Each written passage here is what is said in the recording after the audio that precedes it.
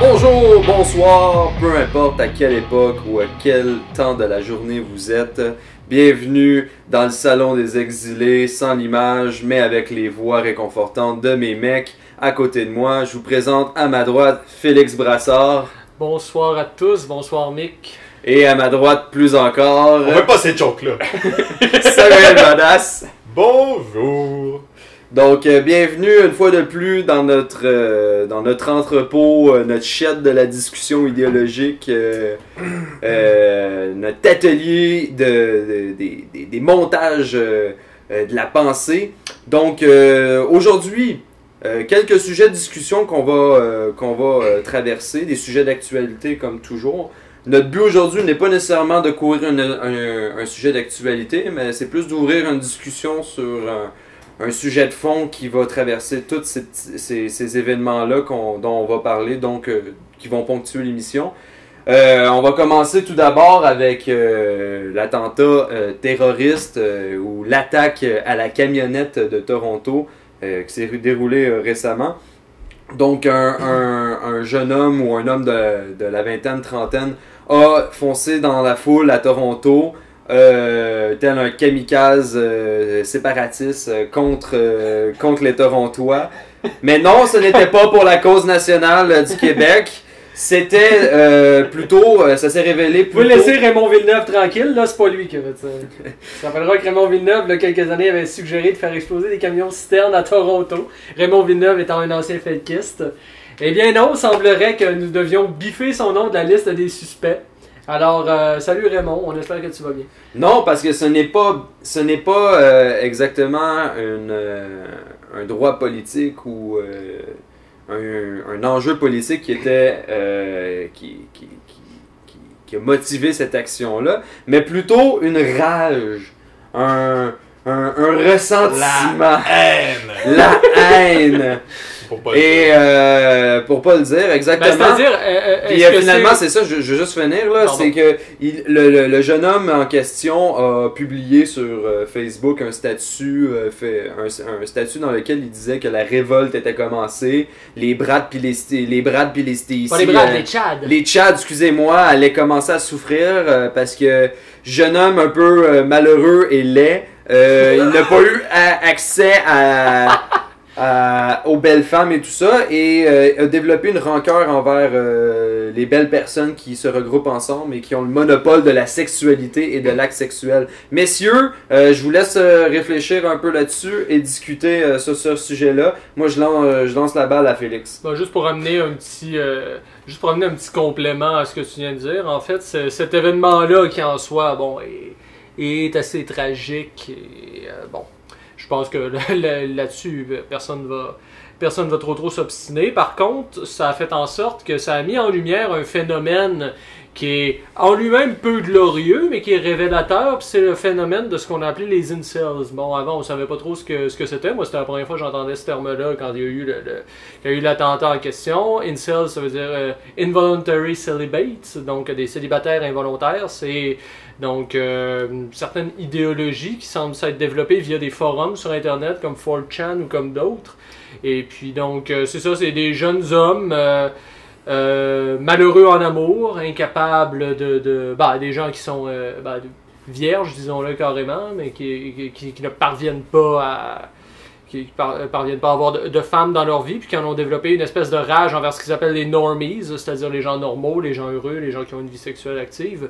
Et puis, là, je ne veux pas anticiper parce que je sais que Sam va sans doute beaucoup parler de ça, puis on va revenir plus tard, mais bref, le fait que ce phénomène-là soit apparu, la question des incels, puis le fait que ces gens-là deviennent vindicatifs à quelque part, parce que bon, je sais pas si vous en avez entendu parler, mais il y a quand même eu Philippe Magnan pour le compte de Stupid qui a fait un vidéo assez intéressant là-dessus où il décortiquait un peu l'idéologie derrière le truc. C'était bien intéressant. Puis effectivement, on est face à des gens. Toi, tu dis que c'est pas politique. Ça l'est peut-être un peu à quelque part. On est quand même, c'est politique de façon très tordue. Mais il y a quand même un petit peu de ça. Parce que dans la mesure où ces gens-là pensent vraiment à être le modèle supérieur d'être humain et pensent pense Non, que c'est à c'est la eux vérité. de contrôler le reste du genre humain. En tout cas, comme je vous dis, c'est très tordu, mais bon, je passe la parole à Sam. Ouais, ben peut-être deux petites remarques préliminaires. On voit que ces actions de sensibilisation à la camionnette, ça fonctionne bien mieux que beaucoup de manifs, mais ça c'est un point de vue pratique. Puis deuxièmement, on voit l'évolution aussi des techniques de guérilla. T'sais, avant c'était la machette, maintenant c'est le conducteur fou urbain.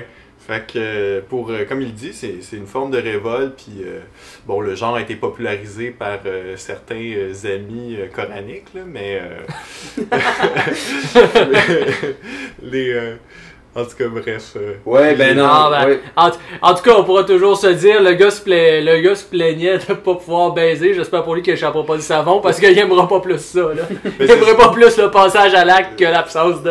Ben c'est ça, puis il faut quand même dire c'était quelqu'un qui, je crois qu'il était très confiné dans son travail, dans ses études, puis bon c'est ça, bon on apprend qu'il fait partie de l'amicale anti-citoyens normaux, puis... Est-ce que Dr. Freud, vous pouvez nous psychanalyser Non, mais- un peu le personnage Mais en apparence? Mais je veux juste finir le portrait justement, avant Ok. peut-être de le psychanalyser, c'est quelqu'un qui était très à l'aise, je pense, dans son travail, par des formes de... Ça peut être une forme de compensation aussi, tu sais, je veux dire, dans la vie de tous les jours, il y a plusieurs sphères qui occupent notre vie, puis on peut exceller dans certaines, puis au détriment d'autres. Sauf que là, le problème, c'est que l'individu semblait isolé, puis la compensation sociale puis idéologique se faisait par des forums. Mais le problème, c'est qu'en ce moment, j'ai l'impression de parler comme les gens du Centre de prévention contre le radicalisme. Puis c'est pour ça que Allô, Maxime Fizet! c'est pour ça que j'hésitais à nommer nos amis joyeux du Coran, là, parce que, tu sais, je veux dire, eux aussi, on peut les mettre dans cette même branche-là, mais l'action politique puis citoyenne, c'est pas juste compenser des problèmes psychologiques, des lacunes, des traumatismes par T'es des quand idéologies. même en train de m'ouvrir la porte pour quelque chose que je voulais amener, parce que ces temps-ci, je suis en train de lire un livre extrêmement intéressant qui s'appelle La culture du narcissisme de Christopher Lasch. Oui, excellent. Et puis moi, c'est une lecture que je recommande franchement à tout le monde. Et puis, je pense que quelqu'un comme Alec Minassian, le tueur de Toronto, c'est vraiment le type narcissique par excellence. C'est-à-dire, absence de compassion, blâme les autres pour ses problèmes, incapacité de se projeter dans l'action politique puis de rechercher rechercher finalement à accomplir sa vie, à avoir une prise sur les choses. Parce que ce qui est très intéressant dans ce bouquin-là, c'est que Christopher Lasch fait une différence entre les individualistes et les narcissiques. Pour lui, les individualistes, c'était quelque chose du passé qui avait beaucoup plus rapport avec les premiers colons américains, celui qui veut être autosuffisant, celui qui veut vraiment posséder la terre, puis être vraiment dans une idée d'autarcie, de contrôle des choses. Le narcissique, au contraire, lui, ne vit que pour le regard des autres. Le narcissique n'est pas un individualiste dans la mesure où le narcissique, lui, n'est pas autonome. Donc, on est... Et dans cette espèce de mouvement-là un peu fou des incels, de gens qui se rassemblent entre eux sur Internet pour ensuite tenter des attentats, parce que bon, il y avait eu celui d'Elliot Rogers, il y a eu celui d'Alec Minassian, il y a un peu de ça aussi. Il y a cette idée-là vraiment cette idée-là plutôt que de chercher à régler ses problèmes une fois pour toutes en allant toujours vers la recherche de l'âme sœur, vers la recherche du bonheur, et toujours cette idée-là de créer un grand coup d'éclat pour se révéler à la face de la planète comme étant quelqu'un qui est à problème, quelqu'un qui est malheureux, quelqu'un qui est un loser, pour employer un terme un petit peu plus évocateur. Mais bref, je pense qu'il y a un mauvais phénomène de société que je vois là-dedans qui est assez dégueulasse. Je peux rebondir là-dessus, c'est justement qu'est-ce qu'on observe, par exemple, dans les réactions d'un Américain qui va faire une tuerie de masse. C'est un peu le même comportement qui est transposé sur une action violente qui vise à sensibiliser puis à exprimer tout le malaise puis le mal-être d'un individu, puis qu'il tente de le transmettre à sa société. Mais si on fait la comparaison, vous allez voir, un Japonais, lui, va se suicider parce qu'il se sent coupable, tu vois, il se sent pas « Ok, j'ai pas réussi à me faire valoir dans ma société. J'ai pas réussi à briller aux yeux de mes concitoyens, puis à démontrer mes exploits. » Ou même, ça peut être, même si je brille, par exemple, aux yeux de moi-même, je sais que je suis pas si compétent, ou bref, il y a un déshonneur là-dedans. Parce que le Japonais, il a confiance dans sa société. Il sait qu'elle est légitime. Tu vois? Alors que l'extrême occidental, et un Américain, un Canadien, ou peu importe, là, sait que peut-être sa société n'est pas légitime, puis elle ne le rejoint pas. Fait qu'il sent dissous là-dedans, il sent une particule, puis peut-être que c'est peut-être le seul individualisme qui existe, c'est l'isolement social, le phénomène de nos sociétés avec les technologies, ce genre de choses-là. Puis, il faudrait rebondir sur le narcissisme parce que c'est nécessaire un peu d'avoir un narcissisme au sens où on doit toujours avoir un instinct de se préserver. On peut pas juste... Mais est-ce que le narcissisme est le bon mot à ce moment-là? Mais je pense pas que ce soit le bon mot, mais il y a un égoïsme naturel. Ouais, l'égoïsme naturel, c'est ça, mais il y aurait un égoïsme pervers, un égoïsme comme pervers narcissique, tout à fait, qui pourrait être dénoncé. Puis je pense que cette distinction-là avait aussi été faite dans Le Divin Marché, qui est un livre de Danny Robert Dufour, qui est excellent. C'est pas une petite plaquette, c'est quand même assez gros, mais ça se lit très bien pour un livre de philo. Puis c'est ça le problème, on le voit, c'est que les gens se sentent plus rattachés à notre société. Les gens vont trouver des compensations dans des groupuscules, dans des communautés qui sont soit sur Internet, soit dans les sectes, soit dans l'école ou le travail, mais peu importe, des communautés on peut en trouver partout. Puis, au passage, je souhaiterais bonne chance au Centre de prévention de la radicalisation parce que le Centre de prévention de la radicalisation... Ils ont de l'argent pour le faire. Ben, il va falloir qu'il y ait dans toutes les communautés pour essayer de surveiller le monde puis essayer de tenir ça en bloc. Ça marche pas de même. Il va falloir des politiques. Mais moi, je renchérirais ton point avec ma réflexion parce que là, je veux dire, ce qui est arrivé aujourd'hui, on dirait que c'est comme banal. Moi, comment ça s'est déroulé, c'est que j'étais au travail, quelqu'un qui a fait « Ah, petit attentat à Toronto ». Puis là, tout le monde dit « Ah, ouais, ok. » Puis là, tout continue à travailler. Hey, check, il y a un sol, c'est Chai Latte ou Starbucks. Une chance que le Nutella n'est pas en spécial. Mais c'est un geste banal. Puis en fait, ça ramène à la condition de l'homme postmoderne qui en fait vit dans un monde totalement déconstruit, un monde vidé de sens où ce que le sens de la réalité est de moins en moins commun. On accorde de moins en moins de valeur à l'identité nationale ou culturelle partagée. C'est souvent l'individu qui construit sa propre réalité, sa propre identité. Et dans un monde comme ça, ben finalement, c'est d'autres et nouveaux groupes qui se créent et qui répriment les autres. Puis en fait, qui se crée, comme disait Sam, sur une arme du reste de la société. Tu sais, le problème là-dedans, tu sais, c'est parce qu'on peut remonter à Marc Lépine. Là. Marc Lépine, il a trouvé un bouc émissaire, c'était les féministes. Mais lui, dans le fond, c'est une violence réprimée en dedans de lui-même qui n'a jamais été capable de sublimer, qui n'a jamais été capable de surpasser et qui a dû exuter par un acte hyper violent. Puis c'est là où ce que la condition de l'homme postmoderne qui est de vivre dans le quotidien, puis de fermer sa gueule, puis d'essayer de réussir dans ce monde en plus capitaliste, où ce que je veux dire, tu réussis souvent par l'apparence, l'argent, le narcissisme qui te fait monter. Et au final, c'est un acte de désespoir la plupart du temps. Puis en fait, ce qui est attaché à cet acte de désespoir-là comme raison de l'acte, c'est pas si important, c'est plus comme l'acte en soi qui est symptomatique d'une condition de mal-être, comme tu l'expliquais, Sam. Fait que, tu sais, ça nous ramène aussi à Alexandre Bissonnette, là. Alexandre Bissonnette, il y a eu des rumeurs comme quoi le gars, il était homosexuel, puis il aurait fait cet acte-là comme pour se venger de la mosquée qui l'empêchait de voir un gars. Ça, c'est pas prouvé, mais je veux dire, ça rentre dans le récit aussi. Mais le récit officiel dit qu'Alexandre Bissonnette, il a fait ça parce qu'il a une rage en dedans de lui. Il est pas capable de se placer. Il ne trouve pas un sens transcendant à vivre sa vie. Il n'y a pas d'ordre dans lequel il peut s'insérer comme il le souhaiterait. Puis en fait, ça nous ramène à qu'est-ce qu'on discutait avant l'émission, les gars, c'est la faiblesse. Pourquoi la faiblesse dicte le monde? Pourquoi on est obligé de faire des actes hyper violents parce que les actes violents comme ça ne sont pas synonymes ni signes de force. Au contraire, ils sont synonymes et signes de faiblesse. Non, mais C'est bien parce dans quel que- sens faiblesse puis force? Là? Ben, dans un sens que, tu sais, je vais utiliser un camion, puis je vais tuer plein de gens, puis ça va être super, super brutal, puis après ça, je vais sortir, je vais prendre les hommes, puis je vais les castrer, tu sais. Tu sais, c'est des affaires super violentes, puis ça essaie de prouver quelque chose, mais dans le fond, t'as pas raison parce que t'es hyper violent. Fait que la force de ton acte ne vaut rien, dans le fond. Fait que dans le fond, c'est un acte de faiblesse d'une basé certaine sur manière. un manque, un ressentiment, puis dans le Exact. fond, une déstabilisation que t'as. Sauf que, moi, j'ai l'impression dans ton propos, c'est que tu mets beaucoup la faute sur l'individu puis sur la faiblesse individuelle. Mais j'ai l'impression qu'il y a des causes à ces choses-là. Ben, c'est ça.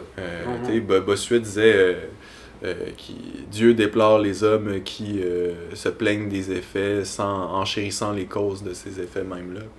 Donc, le problème aujourd'hui, c'est que tu as des gens qui sont quand même déstructurés, autant mentalement, socialement, puis ça fait en sorte que tu peux pas réinventer la roue. On vient sur des présupposés, on peut pas se réinventer, se construire une identité ad hoc de la société et de la civilisation occidentale. Même la question, c'est de se poser, est-ce que c'est possible? Et, les gens qui se disent libres dans notre société ont quand même toutes des prêt-à-porter idéologiques, des visions du monde prêt-à-porter aussi, des options permises par la consommation, par les shows télé, par les médias. Donc, est-ce qu'on peut vraiment se reconstruire?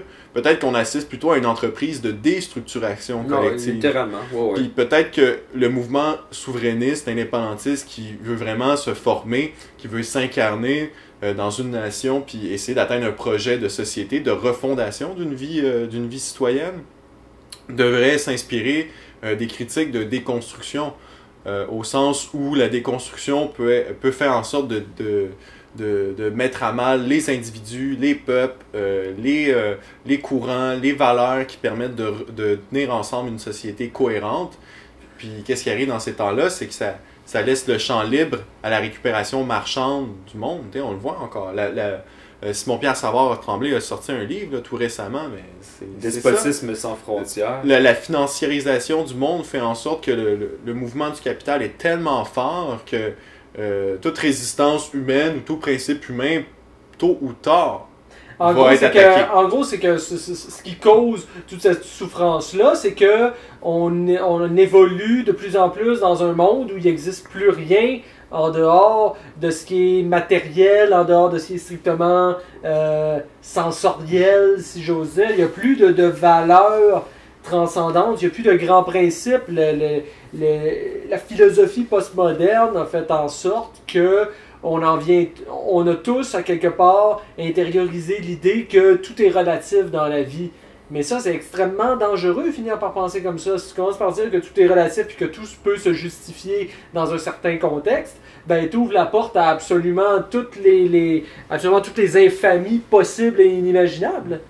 Ben, littéralement. Puis d'ailleurs, je veux dire, je pense que le capital, avec un grand C, s'en permet beaucoup, là. Je veux dire, on va déplacer les populations, on va déplacer les capitaux, on va déplacer les biens, on va déplacer les frontières des identités, on va déplacer n'importe quoi. Tout doit devenir mobile et movible. L'idée de la jouissance sans entrave, l'idée de l'individu qui n'a aucune attache, qui peut faire un peu ce qu'il veut quand il veut, combler ses désirs avec les marchandises, avec tout ça, ben ça fait en sorte que quand tu te ramasses avec des gens qui, eux, sont malheureux là-dedans puis qui ont absolument plus rien auquel se raccrocher parce qu'ils vivent pas la jouissance qui leur est promise par le capital, ben ils peuvent tomber dans les incels ou dans des conneries comme ça ou se ramasser chez Daesh. En bout de ligne, c'est la même chose. C'est là, ça, Exactement. ouais, non, ça boucle Puis, la boucle. j'ai littéralement. l'impression que cette critique-là aussi permettrait d'unir autant les tenants de la gauche ou de la droite pour la question souverainiste québécoise,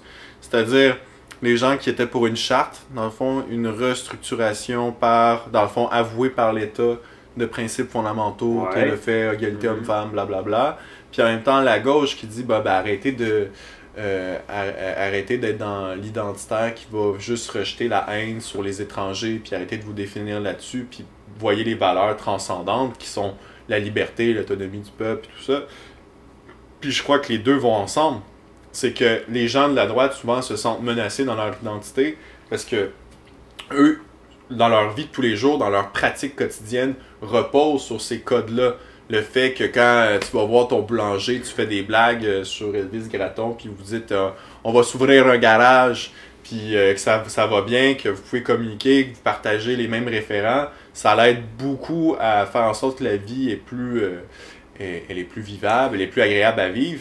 Puis souvent, ben, c'est nécessaire de la protéger, cette culture-là. C'est nécessaire aussi que l'État soit présent. Puis de l'autre côté, la gauche, ben, souvent, ces gens-là sont très éduqués, dans un certain sens.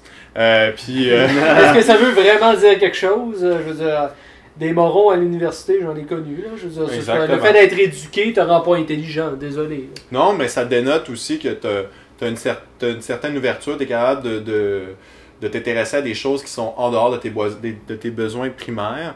Tu es capable aussi d'essayer de comprendre d'autres communautés. Ben, oui, certes, ces gens-là, c'est bien, mais il faut protéger justement les gens de la droite, puis le capital, ben, ça s'attaque à toutes les communautés. Puis oui. c'est nécessaire aussi de faire attention aux gens de la droite parce que ces gens-là ont des craintes légitimes. Puis c'est normal, là. Si tu mets un peuple à vif, s'il y a des prédations capitalistes, c'est normal qu'il y ait une réaction comme celle-là. Puis on peut pas la condamner parce qu'elle est justifiée. C'est là où ça ramène la question du libéralisme qui a corrompu, si tu veux, les principes de la gauche sociale, qui était de rejoindre toutes les couches de la société, et surtout les plus basses, pour renverser le régime capitaliste en place. Alors qu'aujourd'hui, la plupart des travailleurs, des gens qui rejoignent la droite, je veux pas dire jambon là, parce que c'est péjoratif, mais la droite un peu bâtard, je ramasse mon manteau de moteur, puis je suis vive le Québec, hey, retourne dans ton pays. Tu sais, ça c'est une rage qui veut dire quelque chose, parce qu'il y a un vide qui doit être comblé à cet endroit-là, puis c'est Ouais. Je veux juste revenir à mon idée. Ouais. C'est le principe que le libéralisme a corrompu parce que la gauche, en mettant au centre de l'idée sociale du libéralisme l'individu. C'est l'individu qui va compter avant tout. Il faut défendre ses droits à lui. Mais c'est pas les droits de l'individu, il faut défendre les droits de la collectivité. C'est parce qu'à force de défendre l'individu, bon, on défend toutes les petites parcelles de la société, on défend le pluralisme, le multiculturalisme, puis en fait, on dissout l'homogénéité saine d'un corps social. C'est parce qu'à un moment donné, sans faire de sociobiologie, là, c'est qu'un organisme social, c'est un organisme vivant aussi. Tu sais. Ça a une peau, ça a une chair, ça a une structure, ça a des os, ça a une vision, ça a une vue, ça ressent quelque chose, ça sent de quoi, ça parle d'une certaine manière. C'est un organisme vivant, ça vit cette chose-là. Puis tu peux pas comme y enlever des morceaux ou comme le gratter, y arracher tous ses poils sans que ça fasse comme certains effets. Là. Ben, c'est un système, ouais.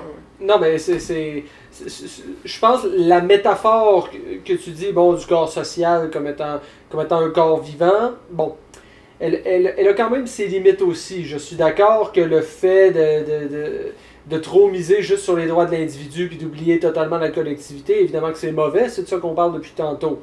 Mais faut voir quand même à pas aller à l'autre extrême non plus, pas tomber non plus dans une société totalitaire qui serait entièrement homogène, parce que les seules sociétés entièrement homogènes, c'est les sociétés totalitaires, ça faut pas l'oublier. C'est quand même une petite précision que le paradoxe avec le totalitarisme, c'est que souvent on confond l'idée de totalité et de totalitarisme. Puis aussitôt qu'on veut parler d'un tout, ben là on fait ah non, Hitler, il est là, Staline. C'est quand même pas ça que j'ai dit. Non, mais tu sais, je veux dire, je te parle en général, tu sais, dans les discussions que je peux avoir là, c'est que la tentation autoritaire d'un régime qui veut appliquer à tous sa loi, puis l'État qui va prendre le dessus sur les individus puis la collectivité, en homogénéisant l'espace public, ben oui, ça c'est du totalitarisme, mais je veux dire, moi quand je parle d'homogénéité saine, c'est de dire l'idée d'un tout, d'une totalité qui vit en elle-même. Comme toi, Félix, t'es un individu parce que je veux dire, t'as un corps, t'as une peau, mais c'est la même chose pour le Québec. Ça peut changer, ça peut grandir, ça peut évoluer, mais je veux dire, c'est pas figé dans le temps. Puis c'est ça qui est bien avec un corps vivant, c'est que ça grandit, ça vieillit, ça ressuscite. C'est un peu christique mon histoire là, mais tu sais, c'est pour dire ça. Puis en fait, pour revenir au sujet de départ, je pense que c'est le fait que tu appartiens à un tout qui fait que tu vas pas te sentir délaissé, que tu vas te sentir tu vas te sentir appartenir à quelque chose qui va avoir un sens dans ta vie parce que tu vas être aspiré à être quelqu'un dans cette collectivité-là, à rejoindre ce tout, à le rejoindre et travailler à le garder comme il est, et tout ça, à le conserver et à le reproduire. Puis il y a un certain progrès là-dedans. Parce que, je veux dire, le temps, c'est pas quelque chose de figé dans le présent non plus. Les gens dont on parle, qu'on critiquait au tout début aussi, étaient dans cette optique-là. Le problème, c'est que ça marche pas juste au niveau psychologique, notre affaire. Ça marche pas juste avec les émotions et la bonne volonté. Puis, qu'est-ce qui arrive, c'est qu'il y a des groupuscules, si on n'aimait pas cette critique-là, puis si on l'incarne pas par des institutions puis par des mouvements, qui vont récupérer ces gens-là. Que ce soit les gens comme les soldats d'Odin, ou peu importe, ces petits groupuscules-là, ils existent juste parce que, justement, il n'y a pas ce discours-là, puis il n'y a pas cette critique-là qui est établie, puis qu'il n'y a pas un front commun. Puis autant par l'extrême gauche, même chose. C'est les mêmes idées. Je veux dire, oui, même, bon, j'ai certains amis qui me disent « Ouais, mais là, quand si vous regardez la meute, ils sont inspirés par les groupes européens, islamophobes, puis militaires, puis soldats Odin aussi. » Là, je leur dis « Ouais, mais l'extrême gauche aussi. » Puis, mais je suis d'accord avec vous. Je suis d'accord avec vous à la base, c'est ça. Mais regardez comment les gens essayent, comment les gens agissent dans ces milieux-là. Comment est-ce que les gens agissent dans ces groupes-là. Leur but, là, c'est pas d'être militariste puis d'être islamophobe, là. Ils sont pas islamophobes comme ils sont descendus du ciel. Bon, pour reprendre une autre figure christique. Mais c'est ça le problème. Non, ben, c'est pour se donner. C'est qu'il y a des dérives. Puis ces dérives-là sont foncièrement là parce qu'il nous faut un discours antilibéral qui dépasse les conceptions immédiates autant de l'extrême gauche que de l'extrême droite. Donc, c'est-à-dire, oui, vous voulez protéger vos valeurs. Oui, vous voulez protéger, dans le fond, les valeurs. L'extrême gauche aussi, c'est ça. Bon, ben, vous êtes dans une crise de valeurs, mais il faut comprendre que vos deux sentiments sont heurtés à différents niveaux, mais c'est la même critique qui doit être là. C'est la même critique qui doit surpasser. Puis oui, c'est important de vouloir faire appartenir à un tout, mais en ce moment, Michael, je pense que tu vas être d'accord avec moi, j'ai l'impression que les gens sont cyniques de la classe politique. Ben oui. Les gens sont déçus, puis ils sentent qu'il y a une scission entre l'État, les affaires, le monde économique, puis la société civile. Puis que c'est normal qu'après ça, ils se réfugient par des médias, par des compensations, par des votant pour la CAQ. Puis je te dirais même, le droit, là, vous avez parlé d'individualisme, mais je pense même pas que c'est des droits individuels. C'est des points de vue. Licences, là. C'est le point de vue particulier. C'est même pas l'individu, parce que l'individu veut s'incarner dans ce tout-là.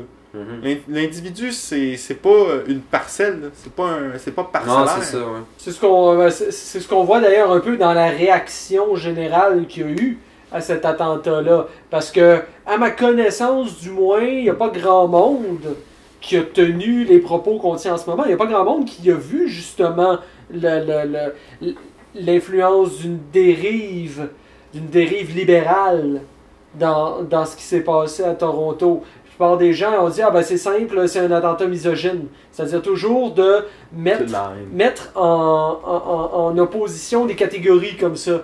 C'est-à-dire, il y en a un côté, le méchant vierge frustré, puis de l'autre côté, il y a la pauvre femme opprimée par des des siècles et des millénaires de patriarcat. Puis c'est un peu ça qu'on voit tout le temps. On a la même lecture dans le cas du terrorisme islamique. On va dire, bon ben voici les méchants fascistes islamiques, le fascisme vert, là, comme disait Bernard-Henri Lévy, qui viennent s'attaquer aux pauvres agneaux de l'Occident, qui ne demandent rien d'autre que d'exister et de profiter de leur liberté et de leur droit de vote aux 4 ans. T'sais. Je veux dire,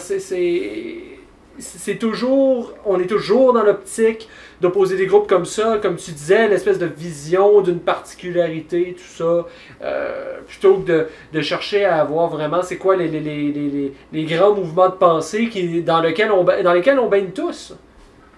Ça pose la question, puis on peut peut-être conclure là-dessus, sur des réflexions là-dessus.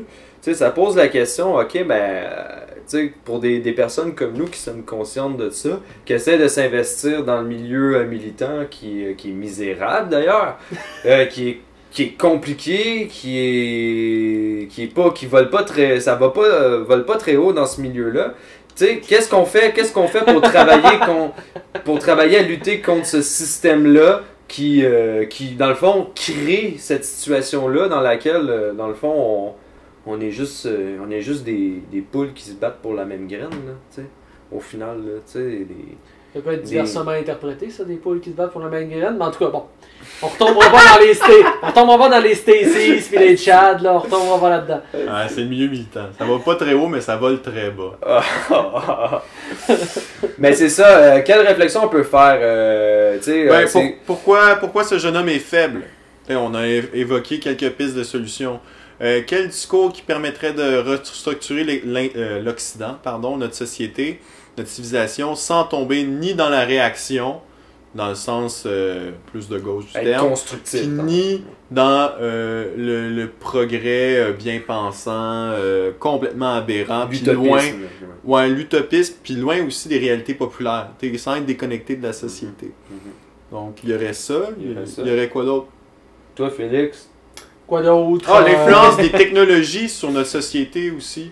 Comment on mesure mal l'impact social, puis on voit pas que l'être humain tend toujours à aller vers le plus facile. C'est beaucoup plus facile d'aller par Internet parce que tu n'as pas à faire face à un être humain. Un être humain, c'est foncièrement stressant. C'est stressant. Puis il y a une cassure générationnelle là-dedans. Hein? Je veux dire, les gens de notre âge, on est beaucoup plus au courant de ces choses-là parce qu'on a grandi avec Internet. Mais les gens qui sont actuellement aux commandes de l'État ou aux commandes des tribunaux ou tout ça, pas sûr qu'ils le comprennent avec autant d'acuité que nous autres. Non, puis moi, personnellement, tu sais, je reviendrais à certains principes de base qui se trouvent dans notre culture chrétienne, tu sais, c'est de retrouver un peu un sens de l'humilité, tu sais, de savoir où notre place dans ce monde, puis en même temps de travailler à édifier une société meilleure. Ça, c'est une société meilleure, pas dans le sens utopique du terme, mais dans le sens qu'est-ce que tu peux faire tous les jours autour de toi qui soit durable et qui fasse le bien, tu sais, dans le sens le plus concret du terme, là. Pas le bien, genre tu donnes 5$ à la Croix-Rouge, là. Le bien, genre t'as aidé ton voisin, t'as réconforté ton ami qui t'a appelé puis t'as parlé d'un truc, t'as pris soin de ta femme, t'as chéri tes enfants, t'as travaillé pour mettre du pain puis du beurre sur la table. Les principes de la common decency, foncièrement... ouais, mais la common decency, c'est pas juste la vie privée. Puis c'est pas juste la vie privée. C'est pas juste la vie privée, c'est important. C'est aussi se dire... je pense que c'était Pie XIII qui disait que... Non, c'était Pie IX. En tout cas, bref, je m'en fous. Il y avait un pape qui disait que c'était la politique, le fait de faire un geste politique puis de se dévouer à ça, c'était le plus haut geste de charité possible pour la communauté humaine. Parce que tu te dédiais entièrement à elle. Tu le faisais que pour son bien, en son bien. L'acte lui-même... il devrait pas être intéressé là, dans la politique. Puis moi, je mentionnerais juste une chose, là. Je sais qu'on n'en a pas parlé, mais tu sais, je veux dire, vous êtes au courant qu'on s'est fait agresser par des antifas, mais notre truc avec eux, c'est que, je veux dire, on est toujours prêt à parler. On est toujours prêt à parler, le dialogue est ouvert, puis on se vengera pas parce que, justement, on n'est pas dans une logique de réaction, puis je pense que c'est ça on veut démontrer aux gens, c'est qu'on est constructif, qu'on veut mener à bien notre société. puis qu'on n'est pas pour travailler avec les forces de Satan qui décident de contrôler tout puis de détruire tout. Boy. Bon là, je veux dire, je paraphrase là, hein, je veux Non, dire. ouais, mais... Je suis pas un évangéliste, asti, là. Laissez-moi parler comme je veux. Tu vas être missionnaire de la galaxie, toi. Ben c'est ça. Sur ça les gars, va falloir se laisser parce que je sais que j'ai eu le monopole du discours à la fin puis il y a un athée dans la salle. On sait même pas de qui tu parles, hein. Ouais, voyons donc. Donc, chers compatriotes et chers compatriotes, .e.es, bien sûr, parce que je vous C'est encore la même joke que t'as fait tout Ouais. le temps, là. Là, je l'ai faite à la fin cette fois-ci. Donc, on se revoit bientôt pour un autre podcast des exilés. Ça va être l'été, on va avoir du temps, on va faire chaud, on va boire, on va profiter, on va C'est le temps de travailler sortir de mon fort. safe space, là. Pas très catholique. Fait beau. ça. C'est pas très catholique, mais c'est très latin. Allez, à plus et prenez soin de vous.